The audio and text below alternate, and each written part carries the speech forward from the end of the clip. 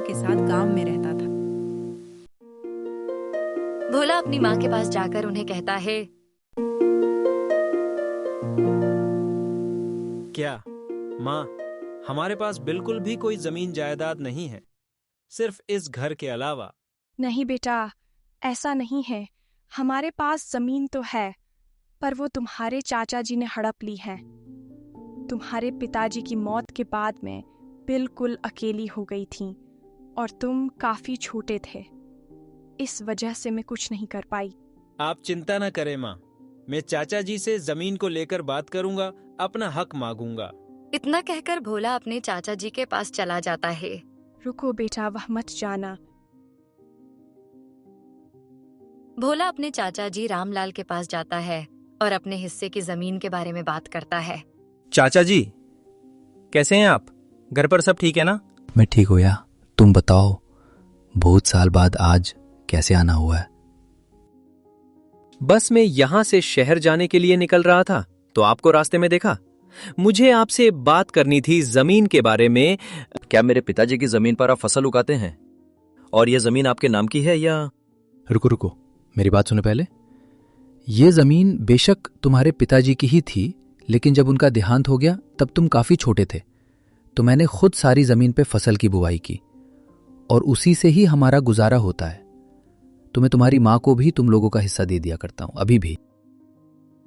ठीक है, मैं इस मसले पर आपसे बाद में बात करूंगा। मैं अभी शहर जाके आता हूं, चलता हूं। इतना कहकर भोला चल देता है शहर की ओर। रामलाल घर जाकर अपनी पत्नी सुनीता को सब बताते हुए कहता है कि अरे भाग्यवान, सुनती हो, आज मुझे भोला मिला था। वो पूछ रहा था कि हमारी जमीन की पैदाश कौन इस्तेमाल कर रहा है वगैरह वगैरह। लड़का बड़ा हो चुका है और अब तो शादी लायक भी हो चुका है, इसीलिए वो अब कुछ कमाने की तो सोचेगा ही जी। आप क्यों इतनी चिंता कर रहे हो? रामलाल अपनी पत्नी को मिलने के बाद अकेले में सोचता है कि क्यों ना मैं भोला को उसकी जमीन के बदले में उसका मुआवजा ही दे दूं। पर भोला मानेगा या नहीं? वो बुरी चाल चलने लगता है। अरे भाभी जी, कैसी है आप? आपका खाना पानी तो अच्छा चल रहा है ना? सुबह मुझे भोला मिला था, वो बता रहा था कि उसे शहर में नौकरी करनी है, पर आप उसे खेती के लिए कह रही है। जाने दीजिए ना, लड़का बड़ा हो गया है तो उसे उसके अरमान पूरे भी करने दीजिए। ठीक है, मैं उसे समझा दूंगी। आप उसे बहुत मत उलझना भाई साहब, वो अभी छोटा है। इतना बता के रामलाल वहां से चल देता है। भोला अपनी माँ के पास जाता है और कहता है कि माँ, मुझे शहर में नौकरी तो नहीं मिली, पर मैं कल से चाचा जी के साथ खेत में काम करूंगा। मैं उनसे बात भी कर लूंगा कि अब से मुझे मेरा पूरा हिस्सा ही दीजिएगा। बेटा, तुम्हें खेती करने की क्या जरूरत है? तुम कोई और काम क्यों नहीं ढूंढ लेते? गांव में बहुत से काम मिलेंगे तुम्हें। तुम अभी छोटे हो, पर अपने चाचा जी को जानते नहीं। वहाँ हमें अपने हिस्से की जमीन नहीं देना चाहेंगे। भोला अपनी माँ को इतना घबराता देख सोच में पड़ जाता है। सुनती हो, भोला चाहता है वो मेरे साथ काम करेगा। जानती हो, ऐसा होने से हमें कम आय मिलेगी। हमारा बेटा अभी बड़ा नहीं हुआ। मुझे उसके भविष्य को उज्जवल बनाने के लिए भोला को उसके हिस्से की आय कम ही देनी पड़ेगी। तुम्हारी इसमें क्या राय है? अब भोला को इतना पराया क्यों बनाते हो? वो हमारे बेटे जैसा ही तो है। अब भाभी अकेली है और भोला की शादी के लिए लड़की भी तो ढूंढनी होगी। आप इतनी भी लालच ना रखें, हमारे पास जितना है उतना काफी है जी। इस भोला का अब कुछ करना होगा। आया बड़ा खेती करने। तुम लोगों को आज मैंने एक काम करने के लिए बुलाया है। मैं जिस लड़के को डराना चाहता हूँ उसकी ये फोटो है। भोला दूर से इन लोगों की बात सुन लेता है और मन ही मन सोचता है कि चाचा जी मेरे लिए इतना बुरा क्यों सोच रहे हैं। वो भी एक चाल चलता है। वो लोग भोला को आता देख उसके सामने ही खड़े रहकर रास्ता रोक लेते हैं और उसे धमकियां भी दे रहे होते हैं कि देख लड़के, तुझे अपने बाप की जमीन से कोई लेन देन नहीं है हम तुम्हें कहें इतना ही तुझे करना होगा, समझे? पर तुम लोग हो कौन और मुझसे क्या चाहते हो, ये तो बता दो। देखो, तुम्हें जितना कहा जाए उतना करो, वरना तुम्हारे लिए ये अच्छा नहीं रहेगा। वो तो हम भले लोग हैं कि तुम्हारे चाचा को भी जमीन पर खेती करने दे रहे हैं, समझे? आपको जितने भी भेजा है मैं उसे नहीं जानता, पर मैं इतना जरूर बता देता हूं कि उसने आपको जितना भी पैसा दिया हो मुझे डरावने और धमकाने के लिए, उससे कहीं ज्यादा मैं आपको दे रहा हूं। ये लो। अगली बार मुझे कहीं दिखाई मत देना, समझ आई बात? और जिसने तुम्हें मुझे डराने भेजा उसे कह देना कि वो जमीन सिर्फ मेरी है।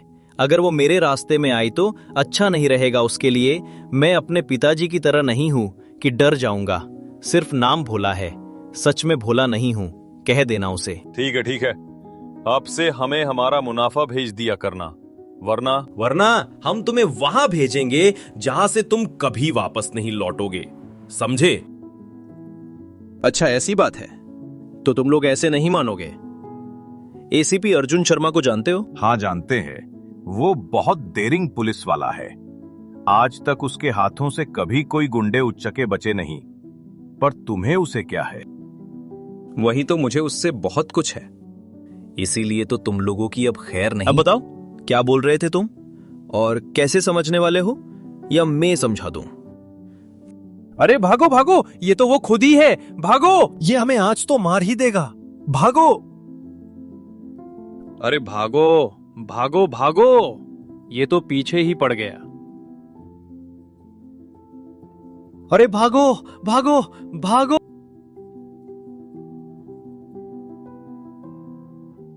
वो तीनों गुंडे थक गए होते हैं।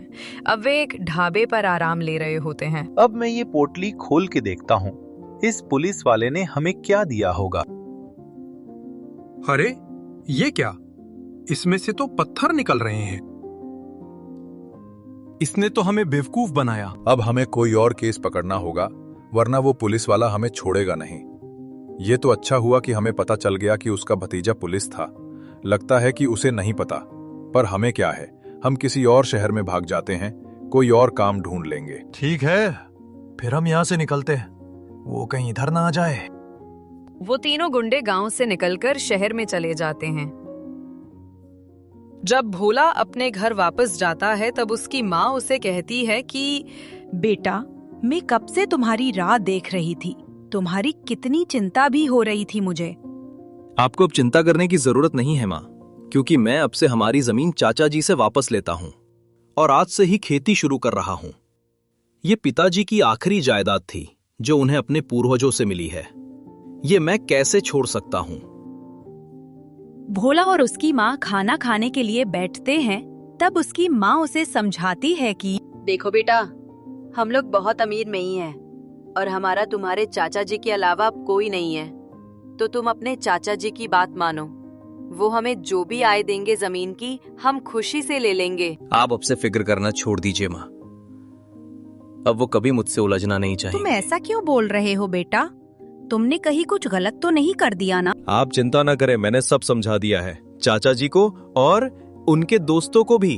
आप बिल्कुल भी फिक्र न करें मेरी, कल से मैं चाचा जी के साथ ही काम करूंगा, वो भी खुशी है।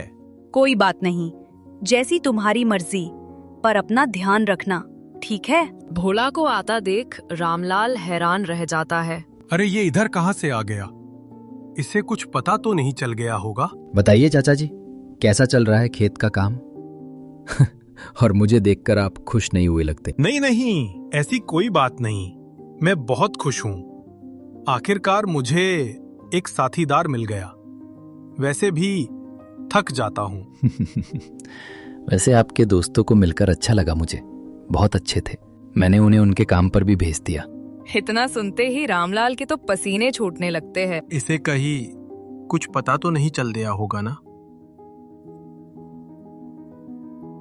कोई बात नहीं चाचा जी, अब से आप चिंता मत करना, मैं सब काम संभाल लूंगा। वैसे भी मैं अभी अभी सिविल सर्विस में पास हुआ हुए, तो अब मुझे कोई नौकरी ढूंढने की जरूरत नहीं। वैसे तुम्हें कौन सी नौकरी मिली है? डाकिया, माली या फिर चपरासी? एएसपी अर्जुन शर्मा को जानते हो? हाँ, नाम तो सुना है, पर तुम उसके बारे में क्यों बता रहे हो? वही तो मैं खुद हूं चाचा जी। अगर आपको कोई परेशानी हो तो बता देना, दूर कर दूंगा। क्या वो तुम ही हो? रामलाल भोला की बात सुन के चौंक जाता है। मुझे तुमने या तुम्हारी माँ ने कभी बताया नहीं। कोई बात नहीं, अब तो पता चल गया ना। अब चले काम पर लगे। अब ये ज्यादा मुनाफा लेगा। रामलाल का मुंह लटका रह जाता है और उसकी साजिशें भी।